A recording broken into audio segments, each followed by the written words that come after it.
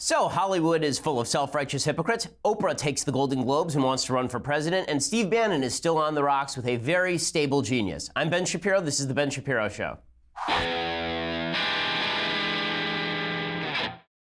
No Disneyland for anyone. Okay, this weekend was terrible. It was just terrible. It was mostly terrible because Hollywood can't get over itself. Watching Hollywood talk about sexual abuse and sexual harassment is like watching NFL executives talk about concussions and then pat themselves on the back for it. It's just absurd. But before we get to any of that, first I want to say thank you to our sponsors over at Blue Apron. So Blue Apron is the leading meal delivery kit service in the United States. And while many people know what they do, they don't know about the types of meals that you can eat. Well, they have the best meals, I know, because everyone in the office uses Blue Apron. They are the #1 fresh ingredient and recipe delivery service in the country. And their mission is to make incredible home cooking accessible to everyone. So they send you all the ingredients. They send you the recipes. You cook at home. It's healthier. It's better. It's fresher. They have 3 plans, the 2-person meal plan, they have the family meal plan, and the wine plan. The 2-person meal plan are meals that serve 2 people. Choose 8 new recipes per week with the choice to receive either 2 or 3 recipes any week. The family meal plan, those are meals that serve 4 people.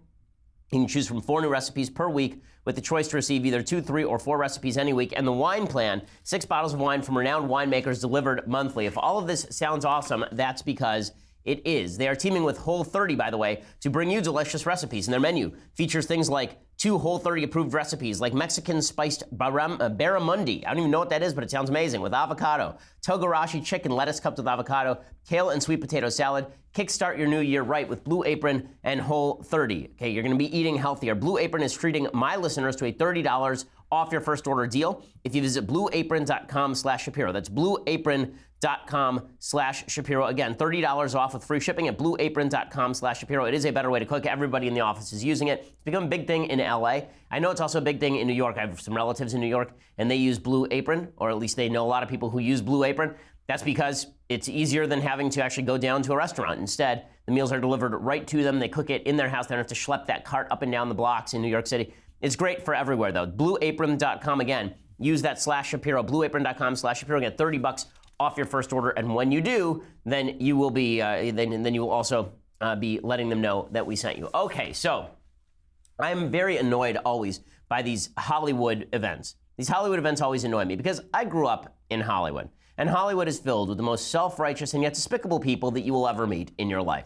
Hollywood is filled with people who engage in sexual harassment and abuse. In fact, Hollywood as a town was built on sexual harassment and abuse. I don't mean that figuratively. I mean that I don't mean that in exaggerated fashion. I mean that a huge percentage of Hollywood films, a huge percentage of Hollywood starlets got their starts on the Hollywood casting couch.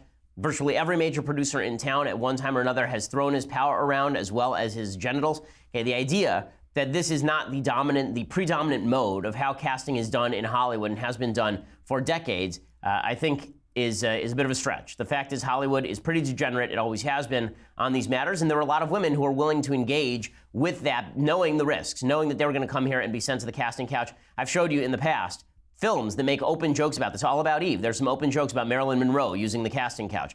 Okay, this is not something that is brand new from Hollywood. Well, Hollywood suddenly gets hit for it, and suddenly everyone's very surprised. And not only that, they're there to virtue signal. It's just great. They're there to come along and signal to you not only that they are wonderful leftists, but also that they are just shocked by and appalled by what's happened in Hollywood. They're here to joke about all of the terrible things they've done. As I said at the top of the show, it's like watching NFL executives joke about concussions or Penn State executives joke about pedophilia. You can't do this, okay? Hollywood has an entire event dedicated to patting itself on the back for how much it's standing up to the sexual harassment scandal that's happening in its own industry and to which many of the people who were testifying last night were party in the first place.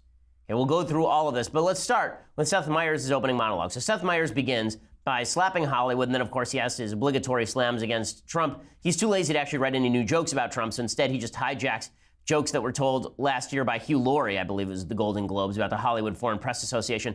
Here is Seth Meyers, again, an overrated comedian who masquerades as a political thinker. Here he is doing his opening monologue. Good evening, ladies and remaining gentlemen. There's a new era underway, and I can tell because it's been years since a white man was this nervous in Hollywood.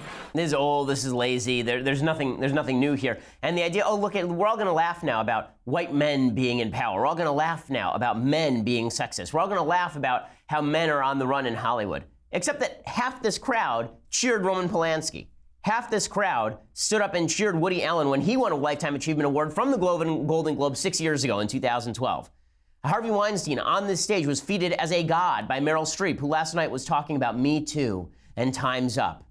And it's not just Seth Meyers. Deborah Messing arrived and decided that it was time to slam E! Channel for the so-called pay gap, right? The implication being that E! Doesn't pay its female hosts enough. Deborah Messing, the multimillionaire, who's a terrible actress, by the way, and blocked me on Twitter, not because I just called her a terrible actress, but long ago, she blocked me because I guess and said that she would cancel her subscription to the New York Times after the New York Times did a profile of me that did not rip me as a racist, because I'm not.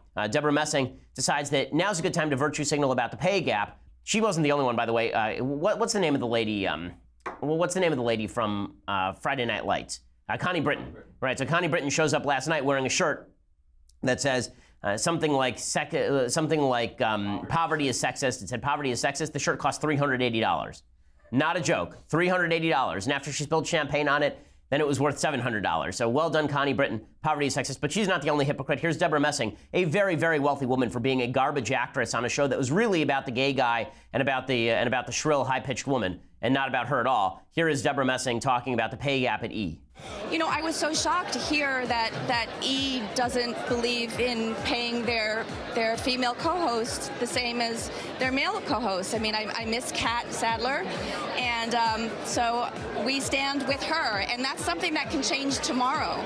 So much heroism, so much strength, so much Normandy-like bravery. My God. Standing on the red carpet, wearing probably a gown worth probably several $1,000s, talking about the pay gap that obviously is just brutal for women at E!, whose entire job consists of standing alongside men at E!, both of whom talk about celebrities all day.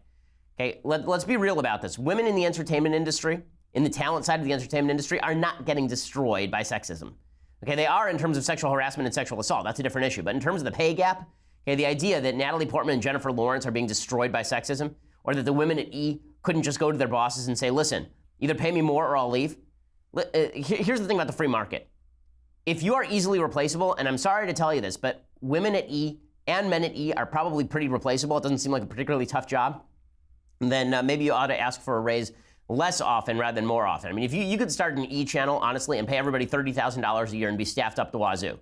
I mean, there are people who are beautiful working at Coffee Bean every single day who would die to work for $35,000. I don't know what Coffee Bean pays, maybe it's more than that. But there are people who would die to be working on E! and be on TV every day for $35,000. In any case, there's Deborah Messing complaining about that. Mary J. Blige comes out and she says, you know, in the new Me Too moment, I will kill you if you touch me. But there's something that she doesn't say, which kind of bothers me here. Here's Mary J. Blige. Oh, I've had the fight since I was 5 years old. I haven't had anybody approach me like that since I've been in the music business. But ever since from 5 to 17, I've been going through hell with sexual harassment. So, you know, by the time I got to the music business, it was like, don't touch me. You know, oh, I'll kill you. Okay, so first of all, that's great that she had that attitude. It's horrible what happened to her as a child. I would like to hear her name the names of the guys who tried to touch her in the music industry. Right? This is the one thing that was so shocking about last night. You watch all of this, and what you see over and over and over is that nobody's willing to name any names. Right? They're just willing to talk about broad problems, broad American sexism, broad sexual harassment, but no one's willing to name any names, which means all these guys get away with it. And half of them are in the room. Right? Half of them are in the room. Natalie Portman, I thought, was the most egregious offender last night, just in terms of being obnoxiously smug. She gets up and they're talking about the all-male directors who are nominated. Which women should have been nominated last year that I missed? Like Patty Jenkins for Wonder Woman? Who should have been nominated exactly? In any case, here's Natalie Portman suggesting and whining about all-male directors. We are honored to be here to present the award for Best Director. And here are the all-male nominees. Oh, burn, Mitches. Okay, like, what in the world? Like, oh my God, what bravery. Stunning bravery. Natalie Portman, worth millions and millions of dollars for being not a very good actress. Yay, Natalie Portman. Oh man, she struck back against the patriarchy that time. Boom, roasted. Oh, Hollywood is so smug and so irritating. I mean, I'm famous for being smug, and they outclass me by orders of magnitude. Okay, so before I go any further, and we'll talk about Oprah, because I have many a thing to say about Oprah Winfrey and her presidential runs. First, I want to say thank you to our sponsors.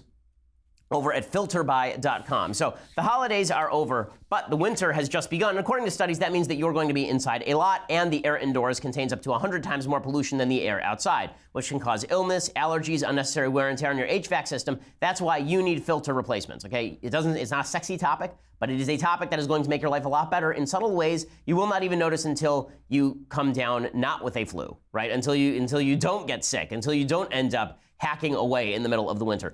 Filterby.com is America's leading provider of HVAC filters for homes and small businesses. They carry over 600 different filter sizes, including custom options, all shipped free within 24 hours. Plus, they are manufactured right here in the United States. They offer a multitude of options all the way up to hospital grade. So you're going to be getting rid of the pollen and the mold and the dust and the other allergy-aggravating pollution and maximizing the efficiency of your system. And right now, you save 5% when you set up auto delivery. The great thing about auto delivery is you forget about your filters until I talk about them on the show. And then you buy the new filters and you forget about them again until they're all black with mold. Well, when you set up the auto delivery, it shows up at your door and you never have to worry about thinking about it again. It shows up, you install them, you're done. Right now, you save 5% when you set up auto delivery. You never need to think about it again. Go to filterby.com. Breathe better, filterby.com. Again, that's filterby.com. Go check it out. All orders ship free within 24 hours. And again, they have 600 size options, including custom sizes. So go to filterby.com and check it out. All right, so all of this was prelude to the big story of the evening. The big story of the evening was Oprah Winfrey. Oh, Oprah. So stunning, so brave, such stunning bravery, such brave stunnery. It's so much bravery. I can't even take it. I just can't take it. In fact, it was so brave that everybody lost their mind. NBC tweeted that Oprah would be our future president. Yes, really, the network, NBC, they tweeted nothing but respect for our future president, #Golden Globes. R, capital O-U-R. Amazing.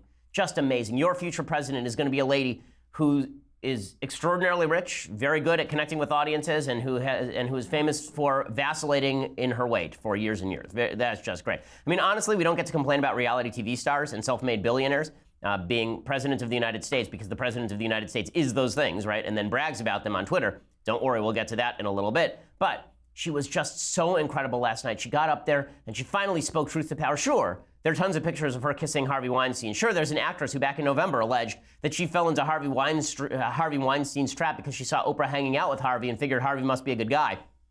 Sure, Oprah Winfrey existed in this town for 30 years, making oodles of cash, becoming the most powerful woman in media, the queen of all media, and never had one word to say about sexual harassment and assault in Hollywood. Sure, all of that's true, but the bravery, the stunningness McBravery. Just shocking, just stunning. Reese Witherspoon tweeted out in the midst of all of this that Oprah Winfrey, that she was now going to date time differently. She tweeted, quote, "I will now officially divide time like this. Everything that happened before Oprah's speech, everything that will happen after." My God, it's just like Jesus. It'll be B-O and A-O. Before Oprah and after Oprah. Just incredible. Things have changed. Can't you feel the change in the air? Can't you feel all the men backing away from the sexual harassment and abuse because Oprah Winfrey got up and said some vague words? I do. I feel like everything changed last night. Now, to be fair, Oprah's really good at this, right? Oprah's actually a very good speaker. She's very talented. She's quite a good actress. She's very good at connecting with audiences. We've known all this for years. She gets up. Chris Chaliza at CNN said, you could have heard her giving this speech in Iowa. You can almost imagine her running for president. Ugh! Have we learned nothing, people? Nothing. Right? The entire media that suggests that inexperience is bad, that we don't need somebody with no policy, that we don't need somebody who doesn't know what the hell they're doing at the head of government. And they're like, you know what we need? Oprah. Yeah, solid move. Okay, so she gave this speech, and everyone is just over the moon about this speech. It's just great. She gets up there and she finally says enough. She, Oprah, the queen of all media, finally says enough is enough. Now, do I think that's anything special? No, because I was under the impression that we all felt this way, right? I mean, everybody showed up to the Golden Globes last night wearing black. There's a classier Golden Globes than we've had in years. And it wasn't people dressed like Lady Gaga breaking out of an egg at the Golden Globes red carpet. Everybody just looked like it was the 1950s and they were wearing black dresses. Actually, everybody kind of looked classy. Maybe this should be the going rule there from now on. But, you know, and everybody shows up and they're talking about Time's Up and Me Too, and everybody's trying to back away slowly from anyone who is remotely associated from Harvey Weinstein and Kevin Spacey. And so I'm not sure what was so groundbreaking about all of this, except that people want Oprah to run for president. They were talking about this back in March, and I'll go through it in a few minutes, whether Oprah could actually win when she runs for president. But first I want to go through the speech because it's been treated as just grand and glorious because she finally stood up for all the victimized women throughout history and over time. Oprah Winfrey, so stunning, so brave. Here we go. There are a few problems. She starts off by talking about how she is exactly the same as Sidney Poitier in 1964, right? Sidney Poitier won a Golden Globe, I guess, in 1964. And she said she watched it on TV, or he won an Oscar, I guess, in 1964, maybe for In the Heat of the Night. In any case, she says this. Clip one. Yeah.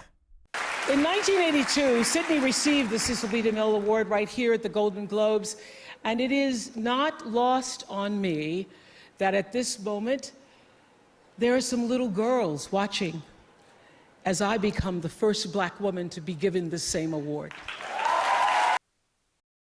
Name them. Name them. Seriously, name the lives of the little black girls whose lives were changed because they saw Oprah Winfrey win this award. Not by Oprah Winfrey making $3 billion over the course of her career. Not by Oprah Winfrey becoming the most powerful woman in media over the past 30 years. Not by Michelle Obama being First Lady, or Susan Rice being National Security Advisor, or Loretta Lynch being Attorney General, or Condoleezza Rice being Secretary of State. Not by any of those things. Right? Not by any of these famous black women being in positions of power for years. Not by the fact that the music industry is dominated by powerful black women. Not by Beyonce. Not by the fact that the entertainment industry is dominated by beautiful black women and powerful black women. Not by the fact that black women dominate sports. Not by Venus Williams or Serena Williams. Not by any of those people. It was Oprah winning a Golden Globe last night that changed everything, people. It changed everything. And let me tell you, black girls who are watching TV today, they are in exactly the same situation as she was in 1964 watching Sidney Poitier in his white tie and black skin, this is her words, get up and say what he says at the Oscars or at the Golden Globes. Right? It's exactly the same. Is 64, 2018, exactly the same. Now, I hate this kind of virtue signaling. I really do, because 2018, to pretend this is exactly the same is not remotely true. It's stupid, it's overblown, and to pretend this is some sort of groundbreaking moment is just sheer crappery. It's just nonsense. It's just stupidity. Okay, but she didn't stop there, right, in her effort to garner support for her 2020 run. Then she thanked the Hollywood Foreign Press. And I love this still frame of Barbra Streisand. I think is pretty fitting, actually. So we may just leave that. But there is Barbra Streisand with I guess is that James Brolin? I'm not sure who that guy is. Maybe not James Brolin? No. Okay. In any case, here is Oprah Winfrey talking about the Hollywood Foreign Press and the power of the press. How special the press is. They are so special, people. Let Oprah tell you about it. I want to say that I value the press more than ever before, as we try to navigate these complicated times. Yes. Yes. Just yes. I mean, oh, and the people nodding, and the people cheering. Yes, the press! Oh! Okay, let me explain to you something about the Hollywood Foreign Press Association. The Hollywood Foreign Press Association is 90 international reporters. You know what they do all day? They report on Hollywood. This is what they do. This is what the Hollywood Foreign Press Association is. You know what might have been a good story about Hollywood? You know, for like the past 80 years? Any time in here, you know what would have been a good story for them to report on? The rampant sexual abuse and harassment that took place in Hollywood for decades by the most powerful men in the business. That might have been a good thing.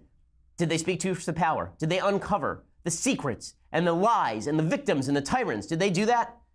She wants to thank the Hollywood Foreign Press for speaking up for truth. Good job, guys. You're just brilliant. You're just fantastic. Wonderful job. I am so impressed. Legitimately, the only members of the press who did anything about the rampant Hollywood abuse were people like Ronan Farrow, right? People over at The New Yorker did some great work on this. But the Hollywood Foreign Press Association did nothing, right? I mean, the idea that they're being feted as some sort of great truth tellers in a world of lies is just ridiculous. Also, I will acknowledge that the entire left focus on the power of the media and the power of the press, aside from when they can rip on the Catholic Church, like they praise the press for going after the Catholic Church for its sex abuse scandals, I don't remember them being quite so over the moon about the power and necessary wonder of the press during the Obama administration. Now we get movies like The Post, which I gotta say, I have no desire to see this movie because if the trailer is that tendentious and obnoxious, I cannot imagine that the movie is going to be any better than that. I mean, it is the most obnoxious trailer in human history. Meryl Streep, oh, you just watch me as I take on all the brutal men in the government. And Tom Hanks rubbing her shoulders while she does so. It just looks like a terrible movie. I'll have to watch it and tell you how terrible, because now I've committed myself. In any case, that wasn't the end of Oprah Winfrey and her glorious, grand, bravery-ridden speech. Here she talks about speaking your truth. My least favorite phrase in all of human history, speaking your truth. Here we go.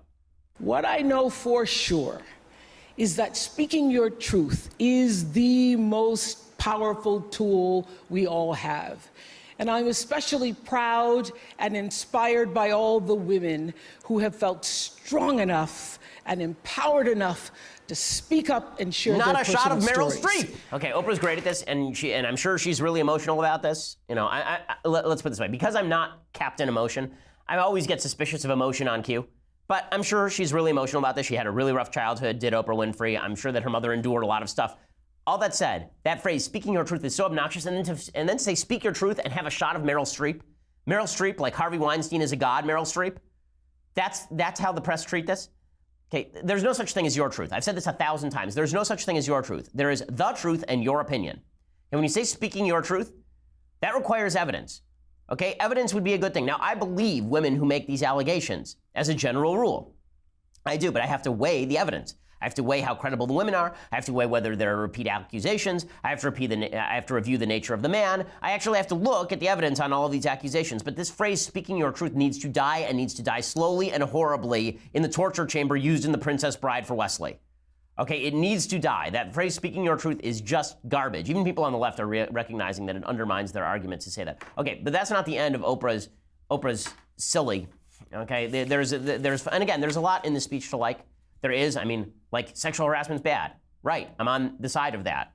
If I've not been clear about that, I've been saying this 4 months, okay, and 4 years, and for decades, like literally my entire career. But I'm going to get to what I think was the worst injustice that she did last night, Oprah Winfrey, in this speech, in just a second. First, I want to say thank you to our sponsors over at Stamps.com. So here is a New Year's resolution you can actually keep. Add Stamps.com to your business and save a ton of time and money this year. So here at the office, we use Stamps.com not just because we save money on our stamps, but Stamps.com has postage discounts that you cannot get at the post office. It means that the people who work here don't have to rush on down to the post office every time we need stamps and wait in line. It means that you get all of those special discounts. It means that you get to have your own scale. You can weigh your postage. We use Stamps.com here at the Daily Wire, and Stamps.com does bring all the amazing services of the U.S. Postal Service right there to your computer. It's the better way to get postage. You use your computer, you can print U.S. postage on any letter or package, any class of mail, and then the mailman picks it up. No leaving the office, no lugging mail to the post office, no more hassle.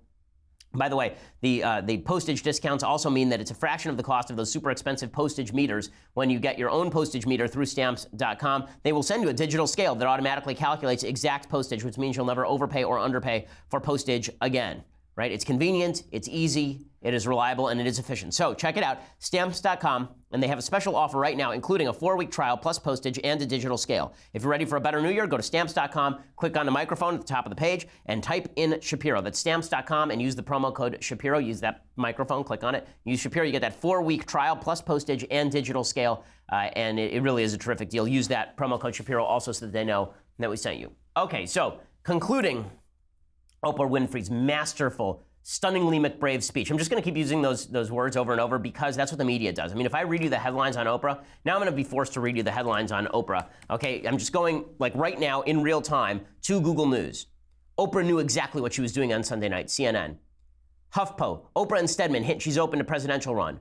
Sources, Oprah Winfrey actively thinking about running for president. Right, Golden Globes 2018, how Oprah saved the night. Oprah 2020, Golden Globes host Seth Meyers jokes it may be in the cards. Oprah Winfrey triumphs at black-draped Golden Globes. Oprah speaks out to young girls in Cecil B. DeMille Award speech. Just so much heroism speaking in a room full of other rich people who all are forced to agree with her by the news cycle about everything. Because if they don't, then we'll all accuse them of sexual abuse or being complicit in it. The thing about speaking truth to power is that it would be good to do that when there's actual risk involved. She was the most powerful person in the media for the last 20 years. She did not say a thing about this happening in Hollywood, a thing. And now she's being used as the point person on this. She's the queen of bravery. It's like Roger Goodell saying he's taking the lead on concussions. I keep using that because it's the best example I can think of. It's like the president of Penn State saying he's taking the lead on child sexual abuse. Okay, you can't do that. It's just ridiculous. It's hypocritical and ridiculous. And again, I agree with everything she's saying. I agree. But where was she 6 months ago? Okay, not even that long ago. Okay, this is the part that really drives me up a wall. So she actually compares women who are being victimized in Hollywood to a woman who was raped by 6 men, 6 white men in 1944. A black woman raped in Alabama, and the guys were not prosecuted for it. Here she is talking about it.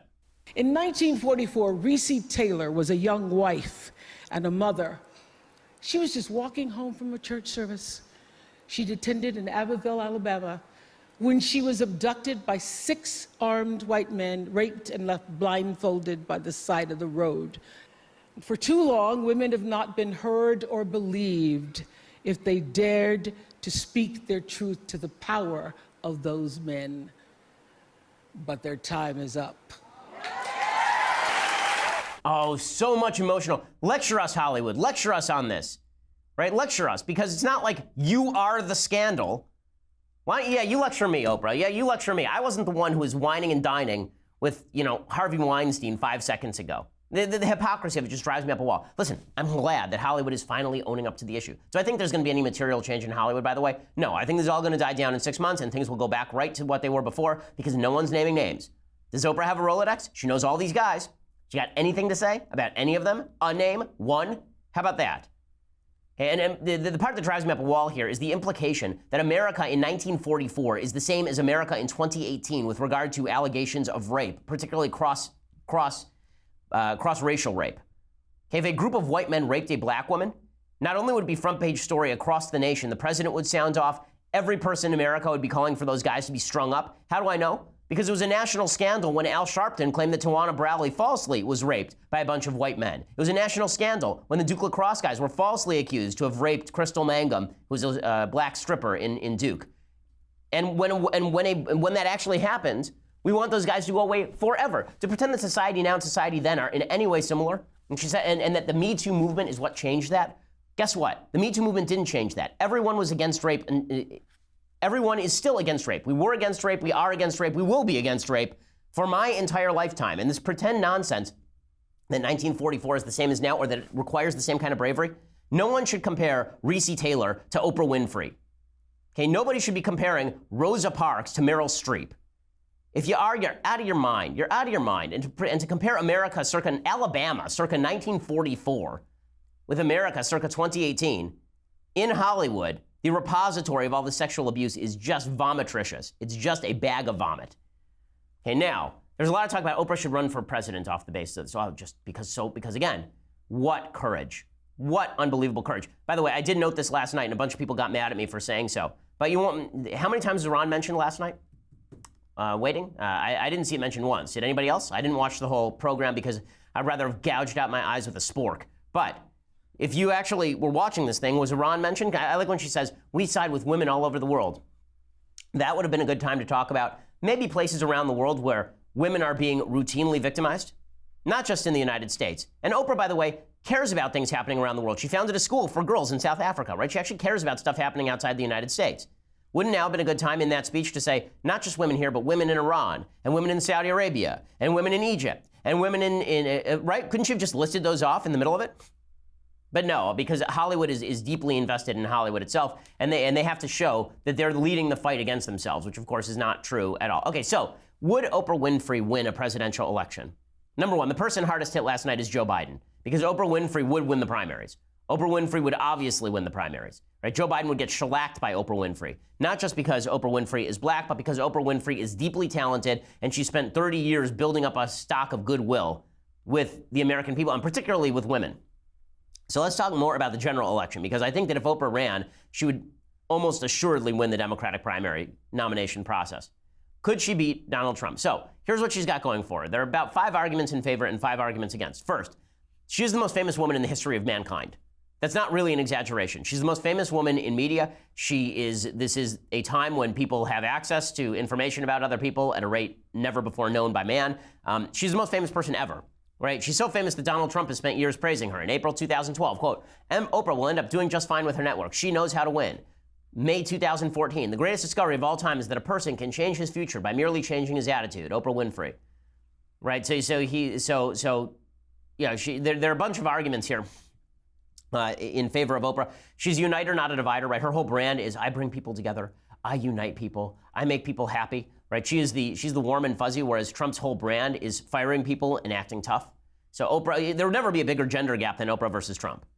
right? There would be the gender gap would be enormous. It would be like 90-10 for women for Oprah and 90-10 for men for Trump. It would be an enormous, enormous gender gap. And it goes on here. I'm gonna continue in just a second, talking about what exactly her qualifications for office are. Her other qualifications here, third qualification, she has a terrific personal story, right? So her personal story is really good. Unlike Trump, who grew up super duper wealthy and then became super duper more wealthy, largely through branding power, she was born legitimately dirt poor in Mississippi to a single mom, raised in inner city Milwaukee, molested as a child, pregnant at 14. She apparently miscarried. She got into radio at 19 and made herself worth $3 billion. And so her personal story is terrific. She definitely checks the left's intersectionality boxes. So she gets to say woman, black over and over, and that's what the left wants. So the DNC yesterday tweeted out what would qualify women for office. What would qualify a woman what would qualify someone for office? Said we need to elect more, and then it's had a whole list: Jewish women, Asian women, black women, lesbians, and just transgender women, like a whole list, and said we need more women. So when it comes to the left's view of what qualifies a person for office, Oprah's high on the list, right? Black and woman. She also has crossover appeal in a way that, for example, Hillary Clinton didn't, right? Hillary was a woman, but other women didn't like her. Oprah's a woman that other women really like a lot. She polls well also, by the way. As of March 2017, she had a 49-33 favorable rating. Honestly, I'm shocked that her favorable rating is that low. I would think it would be closer in the 50s. She led Trump, and actually polled her against Trump, and she leads Trump right now 47-40 in the polls, which is not a blowout, by the way. That's more like Hillary Clinton numbers than anything else. So here are the drawbacks. Here's why Oprah would probably not win if she ran. One, she's wildly inexperienced. Now, that doesn't hold a lot of stock anymore. In the last two presidents have had no experience, basically, entering high office. Donald Trump had legitimately no experience entering high office. Oprah's run her own business in the way Trump has. It's going to be hard for him to say you have no experience when he had no experience. She is far left. Her politics will become an issue here. Now, she wants to run as great uniter. I'm the person who everybody agrees is emotionally connected. That doesn't hold once you start running. Once you start running, you become a polarizing political figure pretty quickly, and she is pretty far to the left. She endorsed Obama in the 2008 primaries. It probably helped him win the primaries over Hillary Clinton. She traveled to Denmark in 2009 and openly praised socialism. She's compared Trayvon Martin to Emmett Till, which is, again, just insane. She's a pro-choice advocate. She's made statements in the past like there have been millions of lynchings in the United States, which of course isn't true, about 4,000 lynchings as far as I'm aware, which of course is terrible. But then she's suggested a connection between the time of lynchings and now, right, by comparing Emmett Till to Trayvon Martin. Nobody thinks of Oprah as political, but those politics will jump to the fore pretty quickly as soon as she starts running. She also is kind of kooky. I mean, people say that Trump is a conspiracy theorist. Oprah's kind of a kook. Okay, I know everybody wants to bury that, but aside from her various weight loss theories, she hosted Jenny McCarthy on vaccines numerous times. She pushed, if you recall, the new age silliness of The Secret, which was this idea that through the power of positive thinking, you could heal yourself. And then it became a national scandal when one woman who had cancer said, I'm going to use the power of positive thinking to heal my cancer. It did not work. It was a fail. Right? She went out and defended the fraudster James Frey, as you recall. There was a major scandal for her. She pushed nonsense about the meat industry that had the meat industry actually suing her. So, look, Trump is a conspiracy theorist too in a lot of ways, but the difference is that Trump is already so filled with mud, right? He's covered with mud. He's a mud monster. That throwing more mud on Trump doesn't do him any damage. Oprah is considered this sort of angelic character, and that means that if you throw mud at an angel, the spots are more likely to show on the dress, right? So that there are also scandals that are going to hit her as well. So every person has scandals in their past. Oprah has some pretty bad ones. The worst one was in 2009. Her school that she runs in Johannesburg, South Africa, the Oprah Winfrey Leadership Academy School for Girls, it was hit with a sex scandal, a sexual abuse scandal, actually two of them in 2 years. So in 2009, there was a series of students who were sexually abused by other students. The year before, there was a matron who allegedly sexually abused 15 girls, right? She actually fought back by firing the headmistress and all the matrons and giving the girls her cell phone number. But there will be digging into how much did she know? Was she fully aware of it at the time? Right? The story sort of went away because she took the right measures. But scandals hurt everyone. If they hurt Mitt Romney, they certainly hurt Oprah Winfrey. Finally, Oprah versus Trump. Oprah would end up school-marming Trump a lot. Right? She'd end up doing a lot of what Hillary Clinton did. She'd end up standing there going, tutting him for his baseness and his cruelty. It didn't work well for Hillary. Now, Oprah doing it might be more successful, but I'm not sure school-marming works against Trump in any case. So before everybody gets over the moon about Hillary for president, I think there's some real holes in that particular theory. I also think that the Democrats are probably going to nominate somebody who's more akin to Joe Biden. Okay, meanwhile, putting aside the Golden Globes now, let's talk about President Trump's tweets. So over the weekend, President Trump had a lot to say about this book, right? So over the weekend, there's a lot to say for President Trump about this Michael Wolff book, Fire and Fury. We'll talk about that in just a second. But for this, for the discussion of very stable geniuses and Stephen Miller on CNN, you're going to have to go over to dailywire.com right now and subscribe. For $9.99 a month, you can have a subscription to dailywire.com. When you get that subscription, you get the rest of this show live. You get to be part of my mailbag on Fridays. You will also get discounts from the soon-to-becoming Shapiro store. You will get the rest of Michael Knowles' show. You'll get the rest of Andrew Klavan's show. You'll get all of those glories for $9.99 a month. For $99 a year, a significant discount from the monthly fee. Time to get the wheels turning and the keyboards humming. On Tuesday, January 16th at 5 p.m. Eastern, 2 p.m. Pacific, we'll be doing our 5th episode of The Conversation, featuring the Daily Wire's own Andrew Klavan, moderated by our own host, Alicia Krause. Subscribe today. Be part of the conversation. Ask Drew those live questions, which he will answer for everyone to hear. Make your life better in every conceivable way. Drew's Conversation will stream live on the Daily Wire Facebook page and the Daily Wire YouTube channel. It'll be free for everyone to watch. Only subscribers get to ask the questions. To ask questions as a subscriber, you log into our website, dailywire.com. You head over to the Conversation page to watch the live stream. After that, if you just start typing into the Daily Wire chat box, Drew will answer questions as they come in for an entire hour. Once again, subscribe to get your questions answered by Drew on Tuesday, January 16th, 5 p.m. Eastern, 2 p.m. Pacific, and join the conversation. Andrew Klavan this time. You get all of those things, and you get this extra goodie, the Leftist Tears Hot or Cold Tumbler, the greatest of all beverage vessels. Yes, greater than any beverage vessel that was held at the Golden Globes last night. It is phenomenal. And you get all of those things for $99 a year. You just want to listen later, head over to SoundCloud, iTunes, YouTube. Please subscribe to our YouTube channel. We always appreciate it. We put up videos every day pretty much that you won't see anywhere else, so check that out at our YouTube channel. We are the largest, fastest growing conservative podcast in the nation.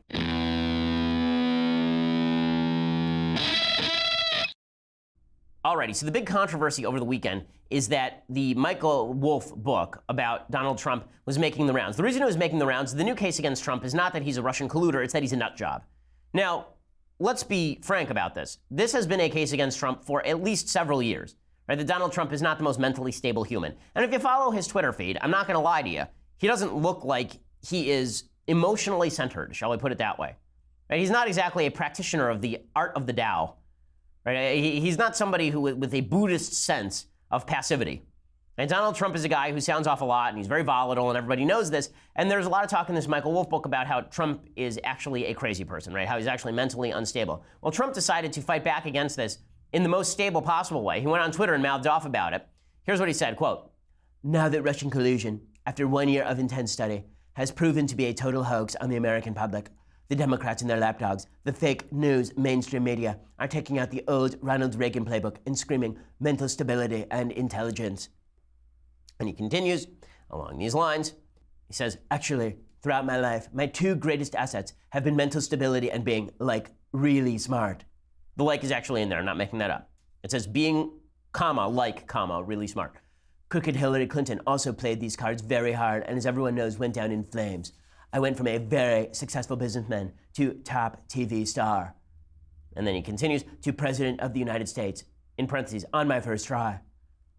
Technically not his first try. He ran for the Reform Party nomination, I believe, in 2000.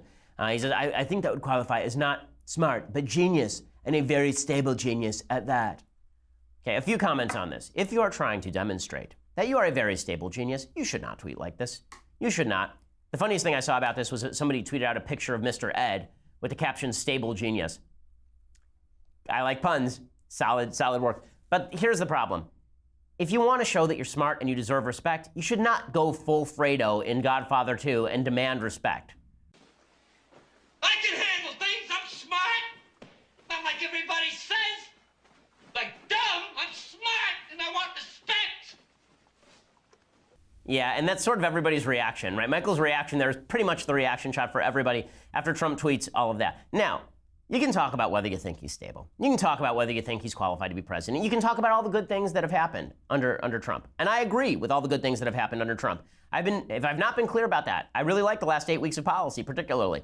But if you want to show that you are actually a very stable genius, do not channel Fredo. It's just not a bright thing to do. Like, advice to President Trump, please, for the love of God, put down the phone. Just put it down. You know what would convey that you're a very stable genius? Putting down the phone. Putting it down, like now, put it down. I feel like I'm talking to my 1.5-year-old son. Put down the pone, right? He calls it a pone. Put down the pone. Okay, just stop. When he does this, it is not helpful. The reason that it's particularly unhelpful is because right now he's trying to fight back all of these allegations, and not just that. You know, there are a lot of people on my side of the aisle, on the conservative side, who will say, listen, who cares how he acts? All that cares is what gets done. The reason people are considering Oprah Winfrey for president is because of how she acts, not because of what they think she's going to get done. The reality is what we perceive the presidential election to be, who we perceive the president to be, is what Trump evidences in his tweets, not what he does in his policy. We can justify his presidency to ourselves by talking about all the things he does in policy. And that's great. That's how I see the presidency in my dreams, right? The presidency should be about the policies that you promulgate. But that's not what exactly people see the presidency as. They see the presidency as the stuff you say, and Trump is saying silly, silly things. And not just that, he then activates Stephen Miller to go out on CNN. Now, Stephen Miller had some words to say about Steve Bannon. I agree with all of his words. He calls Steve Bannon grotesque. Agreed. He calls Steve Bannon ridiculous. Agreed. Right? And I know Steve Miller, right? I know Stephen Miller. I think Stephen is a very knowledgeable guy, particularly about immigration. But on TV, he is just television poison. He is just bad on TV. If you want Stephen Miller to basically go after Steve Bannon, a statement from Stephen Miller, a public statement from Stephen Miller, released as a video, would have been much better. Instead, he goes at it with Jake Tapper. And here's the problem. When I agree with what you're saying, and I'm still criticizing how you're saying it, it might be a problem with how you're saying it. So Stephen Miller goes on with Tapper, and he refuses to answer any simple questions, which he could. Right? I could have done a better job ripping on Bannon in this interview than Miller does. Miller goes out there, and instead, he just devotes 12 minutes to making a fool of himself, and it's just not useful. It's just not good. And then he ends up being escorted from the CNN headquarters by security. If you're trying to evidence that you guys are all very stable geniuses, no, just no. Here's some of this. Now, I know that Trump tweeted out that he loves this. I know that Trump tweeted out that he thinks that this was just a great performance by Stephen Miller. It was not. Okay, here I will show you. With respect to the Trump Tower meeting that he's talking about, he wasn't even there when this went down, so he's not really a remotely credible source on any of it. It reads like an angry, vindictive person spouting off to a highly discreditable author. The book is best understood as a work of very poorly written fiction. And I also will say that the author is a garbage author of a garbage book. A phenomenon that was happening that you didn't see, a phenomenon was happening that the rest of the political class didn't see. All these so-called political geniuses in Washington, whether it be at the big lobbying firms or the only many person of the who's called himself a genius Congress, in the last week is the president. But which because happens to be a true statement. Okay. A self-made billionaire who revolutionized reality TV and who has changed the Okay, this is where it goes off the rails. If you just want to say that the book is just a grotesque, if you want to just say the book is fiction, that's fine. But this whole we got to go on TV and we got to treat the president like he's Kim Jong-un, we're going to go around worshiping, we're actually going to get out a prayer rug and just bow down to Trump. He is a genius. He's the only one who is a genius. He beat 17 other candidates, blah, blah, blah. Come on. Okay, like, if you think this is helpful to Trump's prospects in 2020, you got another thing coming. Okay, in a second, we're going to get to some things I like and some things that I don't. You know what, let's just do it. Okay, so time for some things I like, some things I hate, and then we'll do some Federalist Papers. So, things I like. Over the weekend, I got to see Jumanji. It is fun. Okay, it's not Citizen Kane. It's not meant to be Citizen Kane. It is very funny. I was actually kind of shocked that they didn't use The Rock in more comedic ways. The people who are actually funny in this film are Jack Black and Kevin Hart. Jack Black is very funny. He basically, the basic premise of the film is that there are these 4 teenagers who entered the game Jumanji. If you remember the original Jumanji, it was the opposite, right? It was Robin Williams pops out of the game, and so do all the animals, and it's freaking out the kids. And I remember it was pitched as a kid-friendly film, the original Jumanji. And when I saw it, and I was like 8, it freaked the living crap out of me. Right? It's an actual very freaky film. This one is obviously pitched to people who are like 16 years old, 15 and up. So it is PG-13, and it should be PG-13. So in any case, here is a little bit of the preview. Spencer, Bethany, Fridge, Martha, you're all here for a reason. Hey, person walking. You should be thinking about who you are and who you want to be. You'll have plenty of time to figure that out while you're cleaning out the basement. Are you gonna help, or are you too pretty? I'm too pretty. Yo, what's this? A game for those who seek to find a way to leave their world behind. Jumanji. You pick a character, and you're that person in the game. Which one do I pick? I don't think it matters that much. Bruce Finbar. Sounds like a badass. I'll be the curvy genius. Dr. Smolder Bravestone. Guess I'm Ruby Roundhouse.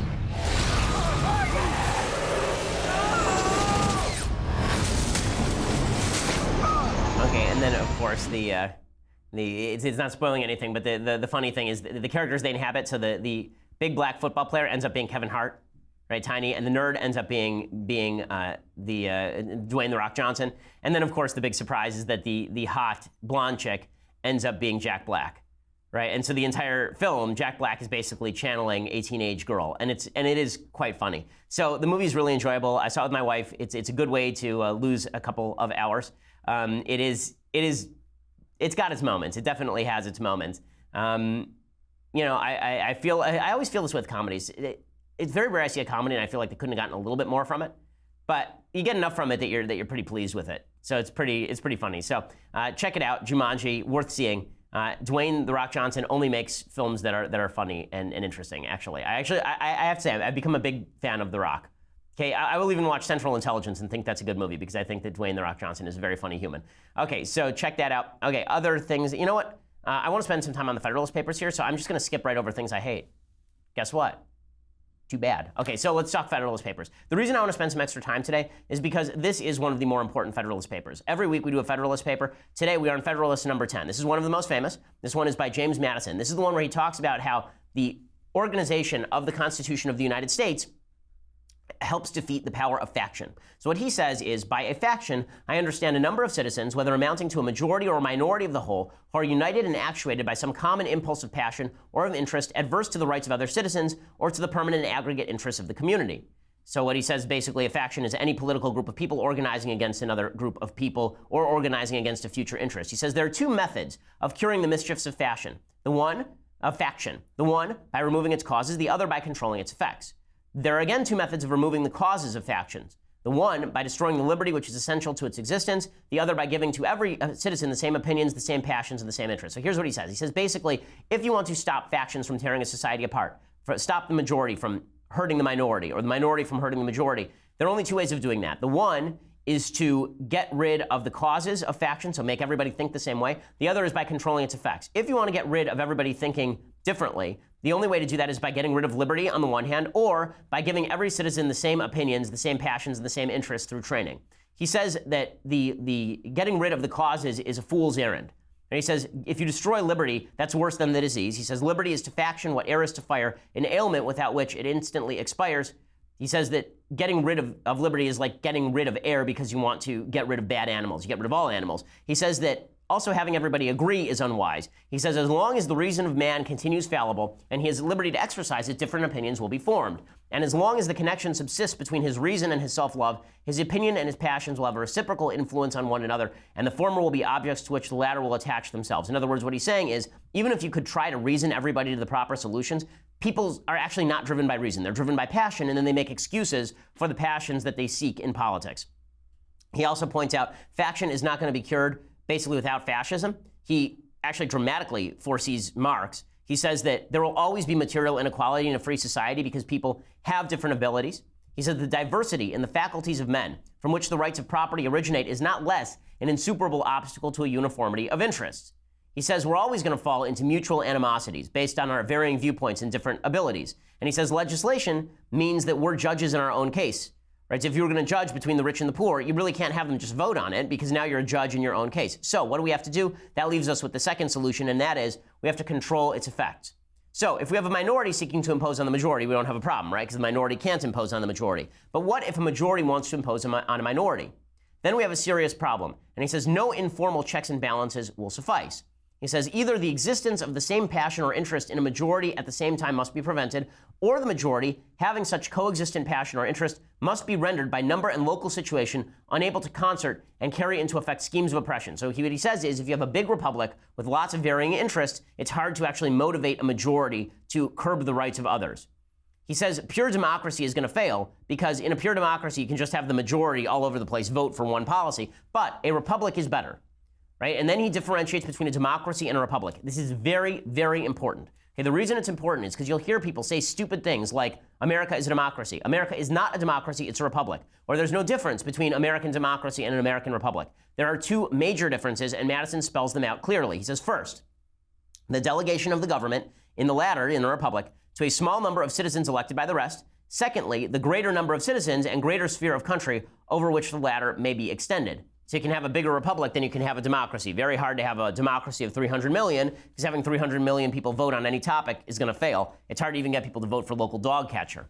So what he says is, as far as the number of legislators, first, you can't have too many and you can't have too few. If you have too few, it begins to become an oligarchy. And if you have too many, it's hard to get anything done.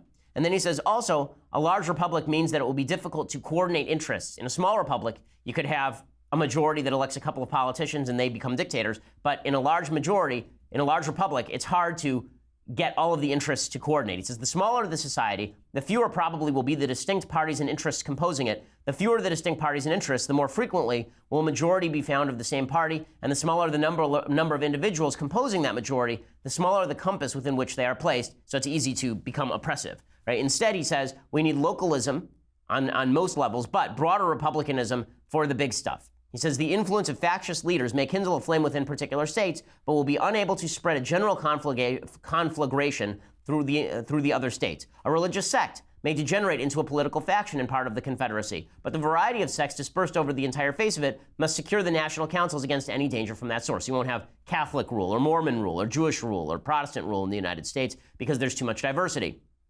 He says any bad policy should basically be canceled out. Any oppressive policy should be canceled out. Now, this was largely true in the United States, except for the massive injustice of slavery, in which federalism prevented the imposition of a better policy on the states.